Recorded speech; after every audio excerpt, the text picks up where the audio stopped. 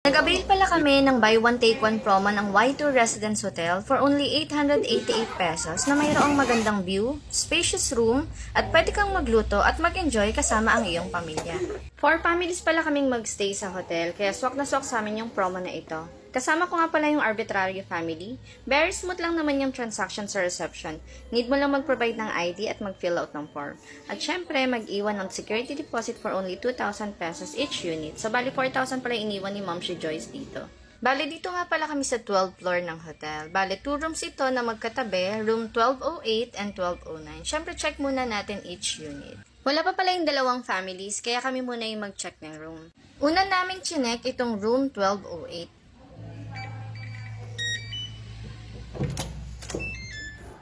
Wow! At sobrang napawaw ako sa laki ng place. Very spacious ang living room area at nasa kabilang side naman ng dining area.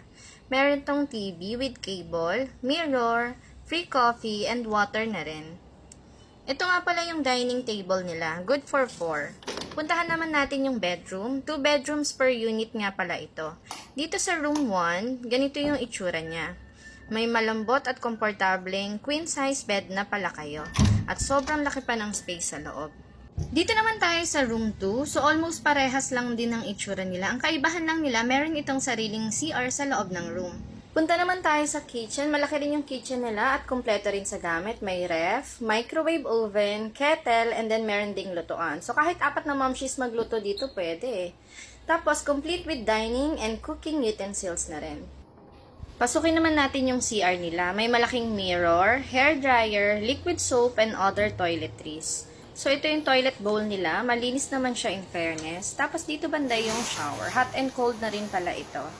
Proceed naman tayo sa room 1209. Almost same lang din ito, pero mas maliit ito compared sa room 1208. Pero in fairness dito, mas malaki yung kitchen dito compared dun sa kapila.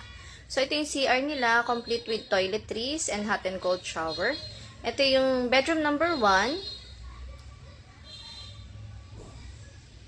Tapos, ito naman yung bedroom number 2. So, same lang din ang sa kabila, no? So, dito sa bedroom number 2, makikita yung isang CR. So, bawat isang unit, dalawa pala yung comfort room. Isa sa labas at isa dito sa isang bedroom. Tapos, sa bawat bedroom, mayroong balcony kung saan matatanaw mo ang Makati City. Tapos maya-maya dumating na yung isang family. Sila yung Bensal family. So ayan na. Si Ellie, si Dave, and then si Momshi, and si Daddy nila. Tapos yan, sobrang saya kasi unti-unti nang nagsasama-sama yung mga kids. Actually, magkaka-classmate sila at napag-desisyonan namin na mag-staycation sa hotel para mag-bonding na rin. So dito sa 1209 pala kami nagsama-sama. Chill-chill muna habang inaantay nila yung isa nilang classmate na si Liam. Tapos ito si Ellie, oh, sobrang cute. Tapos ito na, dumating na ang Angyang family. Si Liam, si Momshi, and then yung daddy nila. So ito, sobrang saya ni Thea na makita si Liam. At syempre, siya na lang inaantay para mag-start na silang mag-swimming. Pero bago yan, merienda muna. Luto muna si Momshi. Meron kaming spaghetti and bread rolls para sa merienda. So ito, sobrang init pa ng bread rolls. Pero sobrang sarap niya. So after mag-merienda, swimming time! Excited na yung mga kids. Located nga pala yung swimming pool sa rooftop ng hotel. So paakyat kami ngayon doon.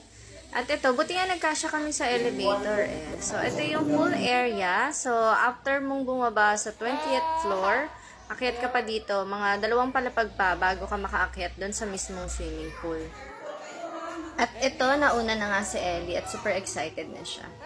Ito nga pala yung pool area. So, marami siyang chairs and tables dito. Tapos, merong 2 pool, isang kiddie pool at saka pang-adult na pool.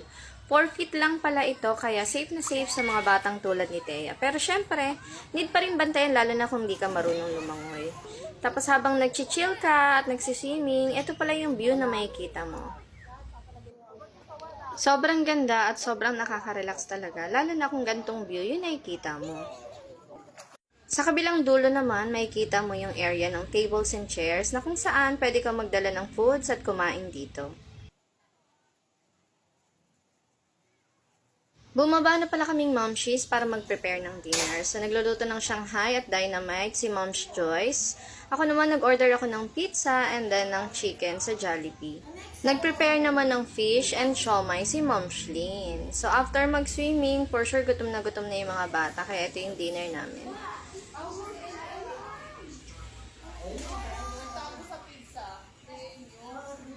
Then after dinner, syempre di mawawala yung shot ng mga daddy and then kwentuhan ng mga momshies. Bukasan, nag-prepare tayo ng breakfast. So, si Momshi Mishiru yung nagdala ng breakfast natin today. Syempre, after mag-breakfast, ang gagawin ng mga bata ay...